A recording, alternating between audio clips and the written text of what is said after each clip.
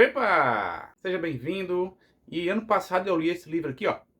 E é um livro muito interessante. O autor do livro e sua equipe fizeram um estudo com 11 mil famílias de alto padrão dos Estados Unidos. Entrevistaram também 500 milionários na década de 90, lá nos Estados Unidos, e descobriram uma série de coisas interessantes. Dentre essas coisas que eles descobriram, por exemplo, que a maioria dos milionários, boa parte deles, moravam em bairros que não eram ricos, bairros de classe média, bairros até mais pobres um pouco, e que, por outro lado, pessoas que moravam em bairros ricos, de alto padrão, não tinham um grande patrimônio. E daí a gente já tira algumas conclusões interessantes, que muitas vezes pessoas que têm um alto padrão, têm um alto status, exibem um alto status, exibem uma aparência muito elevada, muitas vezes têm um patrimônio pequeno, porque não administram bem as finanças.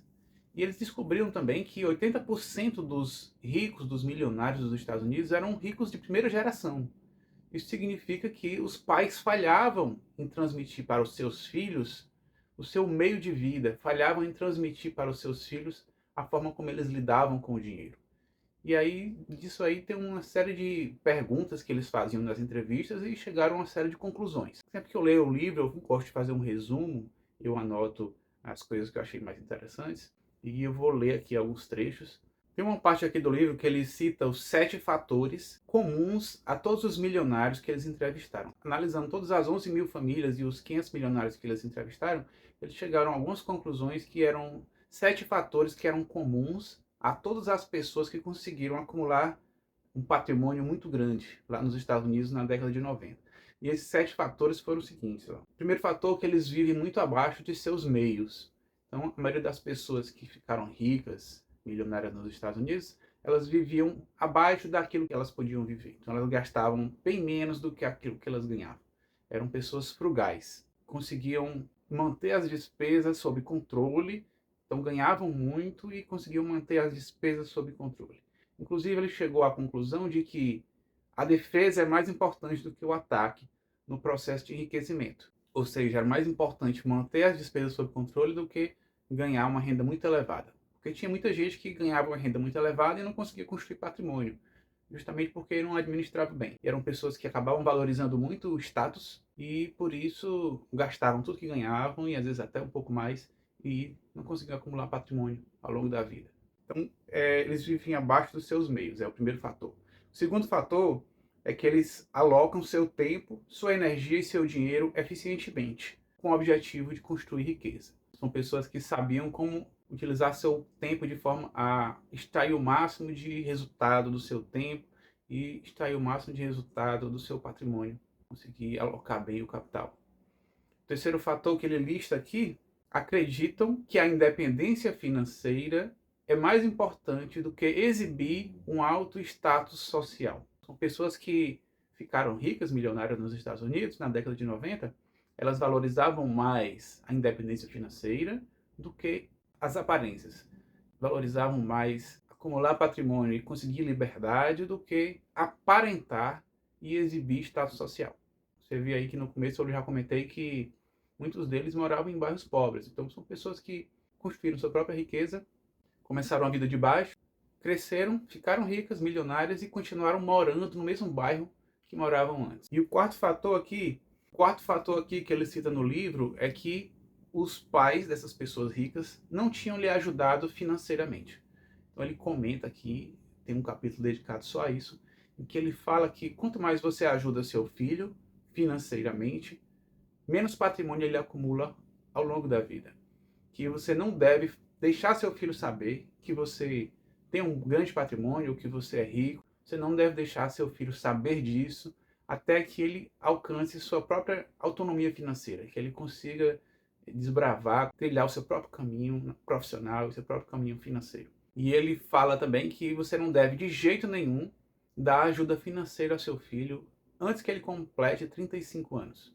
Porque desse período, de quando ele nasce até ele completar 35 anos, é o período em que ele vai desenvolver, vai aprender, vai construir a sua forma de viver. Se você começa a ajudar o seu filho financeiramente quando ele ainda é jovem, ele adquire hábitos de pessoas que gastam muito, pessoas que têm uma alta renda. Então ele aprende a gastar muito e ele acaba não acumulando patrimônio. Claro, você vai vai garantir que ele possa estudar, que ele tenha acesso à informação, acesso à boa alimentação, acesso à saúde, acesso à educação física, uma série de coisas que vai ajudá-lo e que vai dar condições dele ter um bom desempenho, mas você não vai dar ajuda financeira, não vai dar essa ajuda financeira antes que ele tenha 35 anos, que é justamente para ele não adquirir um hábito de esbanjador, um hábito de quem perdulário, de quem vai gastar muito, certo? Só depois dos 35 anos, depois que ele tiver se estabelecido profissionalmente, depois que ele já tiver se arranjado na vida, conquistado suas próprias coisas, seu próprio estilo de vida, é que você vai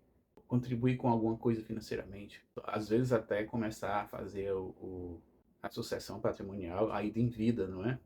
Vamos agora para o quinto fator que ele lista aqui no livro. Ele fala aqui que as pessoas bem-sucedidas têm filhos que são independentes financeiramente. Os filhos não ficam gastando o patrimônio dos pais. Conseguem criar filhos que construam o seu próprio caminho. E vamos agora para o sexto fator.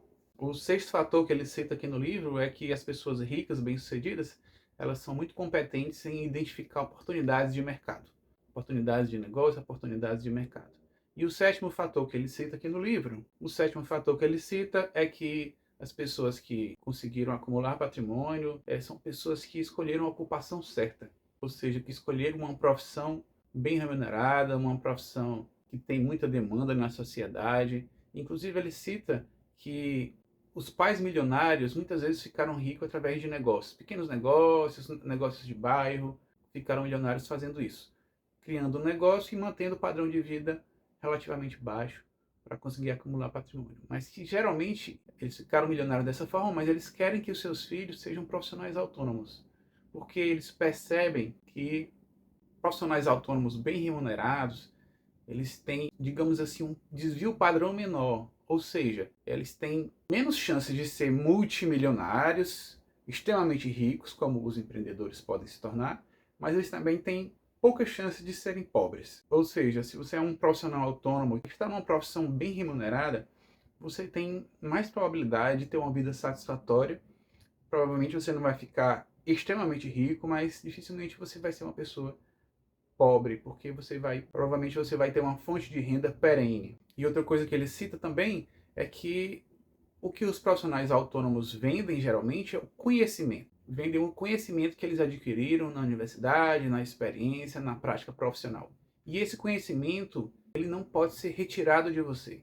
Se você tem um negócio, se você tem um patrimônio, esse negócio pode ir à falência, o governo pode tomar ele de você, ou pode aumentar os impostos, um ambiente econômico desfavorável pode quebrar o seu negócio, mas se você é um profissional autônomo, de uma profissão demandada, muito demandada e bem remunerada, o que você vende é o seu conhecimento, e esse conhecimento não pode ser tirado de você, e esse conhecimento ele tem validade em qualquer lugar do mundo. Então, um bom médico ele pode ser demandado em diversos locais do mundo, um bom engenheiro de computação, uma pessoa que trabalha com inteligência artificial, uma pessoa que tenha um conhecimento profissional bem desenvolvido, ele pode ser requisitado em qualquer país e levar esse conhecimento com ele, e esse conhecimento não ocupa espaço nenhum na bagagem. Agora eu vou citar aqui mais algumas coisas interessantes que ele fala no livro. Uma coisa interessante que eles falam é que os milionários costumam jogar bem tanto no ataque quanto na defesa. Eu já comentei com vocês que ele fala ao longo do livro que a defesa é mais importante que o ataque. Fazer uma boa administração dos recursos, conseguir manter as despesas relativamente baixas, é ainda mais importante do que ganhar muito dinheiro. Mas geralmente os milionários, para conseguirem chegar nesse patamar, eles jogam bem tanto no ataque quanto na defesa. E ele fala também uma coisa bem interessante, que é, muitas vezes há uma divisão de tarefa na casa. E muitas vezes as esposas dos milionários são ainda mais frugais, ou seja, são ainda mais econômicas do que os maridos. E às vezes as esposas ficam responsáveis pela defesa e o marido pelo ataque. Ou seja, o marido ganha bem e a esposa é muito boa na defesa. Ou seja, a esposa é muito boa em fazer bom uso dos recursos, em economizar o dinheiro. E ele fala que esse é um formato de organização familiar que funciona muito e que costuma ser frequente nas famílias bem-sucedidas, nas famílias que conseguem acumular muito patrimônio, conseguem, de fato, ter um grande grau de prosperidade. Vou procurar aqui outra coisa interessante que ele falou aqui no livro. Uma coisa muito interessante que ele fala é que você deve procurar elogiar seus filhos pelas pequenas conquistas que ele realiza e não pelo status que elas possam representar. Não elogiar seus filhos, né, mesmo depois que eles estão já mais adultos, já na adolescência, ou adultos jovens, né? Não elogiar porque comprou um carro bonito, ou sei lá, um tênis muito bonito. Não, você deve elogiar as conquistas que eles realizaram. As conquistas intelectuais, as conquistas, as notas, elogiar o esforço e não só o resultado, né? Se você elogia só o símbolo de sucesso, ele pode passar a acreditar que o status é mais importante do que a coisa de fato, do que a liberdade, né, ou de fato o patrimônio.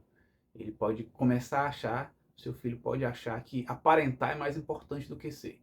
Então deve elogiar nos seus filhos justamente o esforço e as conquistas, mas não as aparências. Quer ver outra coisa interessante que ele falou? Ó?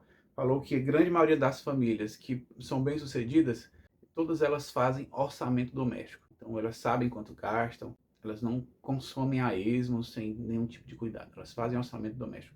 E outra coisa, vestem roupas baratas, não ostentam com as roupas, se vestem de forma mais sutil. E fala aqui que a grande maioria deles também paga um pouco imposto, porque eles possuem um patrimônio grande, mas às vezes a renda não é tão grande assim. A renda percebida, que é aquela renda que vai ser taxada pelo imposto de renda, às vezes não é tão alta, mas o patrimônio é muito alto. É o caso, por exemplo, das pessoas que investem em ações.